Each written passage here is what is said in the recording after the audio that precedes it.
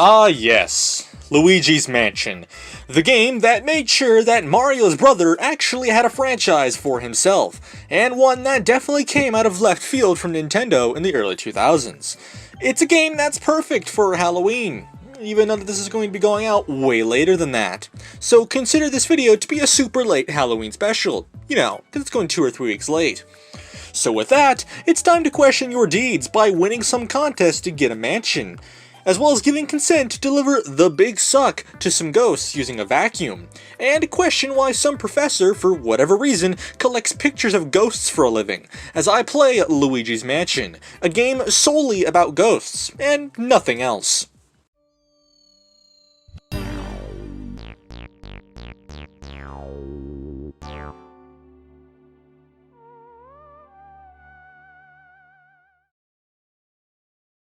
We open with this cutscene, showing Luigi going to a mansion that he clearly won for free, but it's actually a trap. Also, Luigi is apparently having an aneurysm live on camera, so in fact, he's actually already dead. We arrive to find that, well, it's dark and kinda shady, and the front door has since been blocked. But don't worry, I immediately decide to start humping objects to get out of here, and it doesn't work whatsoever. Also, sweet rave party!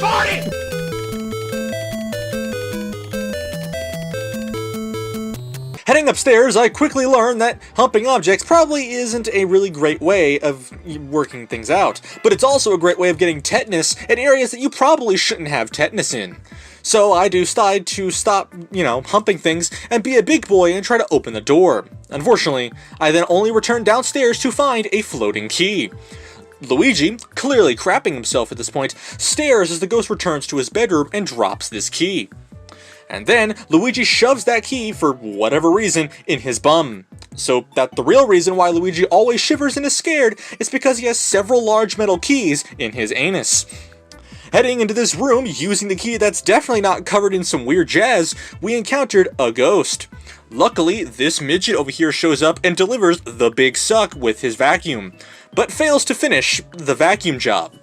We learn that this man is Professor Egad, otherwise known as probably the weirdest character Luigi will ever meet in his entire existence. Then we return back to this lab, which is most likely probably in Egad's mom's basement. And then he informs us that we probably got ripped off from this mansion deal, and apparently the mansion only showed up a few days ago. And apparently that I also must deliver, quote, the big suck, using a vacuum that he coincidentally is providing. Also, apparently Mario is here for whatever reason, because I guess he wanted the mansion, or just wanted to have bragging rights. I also like, for whatever reason, the game gives the controls now, and not at the start. Pretty cool. Now, let's do some training with, yes, I know it's called the Poltergeist 3000, but it's actually the Suckinator. Apparently, for whatever reason, Egad's also going to be speaking to us through a Game Boy Horror. That one failed Game Boy console that Nintendo definitely wasn't working on and totally kept hidden and reserved for this one game. Also, Egad, can I ask, what exactly are you punching down there in that Game Boy Horror anyway? Meanwhile, in this gallery, we see that Egad somehow inherited his mom's fortune and is apparently rich. Or maybe Reggie from Nintendo just really wanted to hook him up. We later leave the gallery and return to the mansion, and then I find Toad sitting in the main lobby, because he's also a toddler and wants some hugs. He then lights up the room and decides to forever sit there, because toads are just glued to wherever they are. I then collect some free money in this room and fight several ghosts. Also, I ate this mushroom, and now I'm small. What is this? I eventually get to the study room, and I try to figure out how to defeat the first of 3 boss goats. Goats? Ghosts, yeah, that's a word.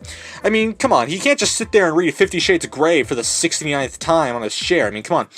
I choose to read through some books in this study room on the bookshelf, and for whatever reason, Egad just happened to have a book on this bookshelf.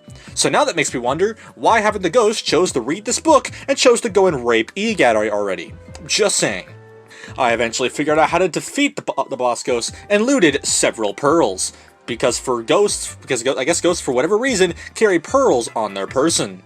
Meanwhile, in the master bedroom lies the second boss ghost, which is apparently just some chick who's casually doing her makeup in front of a mirror. And clearly, she's getting ready for a meetup with her other ghost friends, which she definitely can't see because they're ghosts. But don't worry, they're not going to be able to see her either because she's also a ghost. And after lifting the blinds, I safely took out this lady and went to the third boss ghost, which is apparently just some crying baby that wanted some TLC. And after messing with this dude's horse, he asked to play with him, and I pitched this giant rubber ball directly into his face, and he gets pretty pissed. Apparently he got so pissed that he makes me small and puts me inside his crib. And now it's time to play dodge by dodging some trains and throwing some giant rubber balls directly at this kid's face. No, this definitely is not child abuse, so don't come at me, FBI.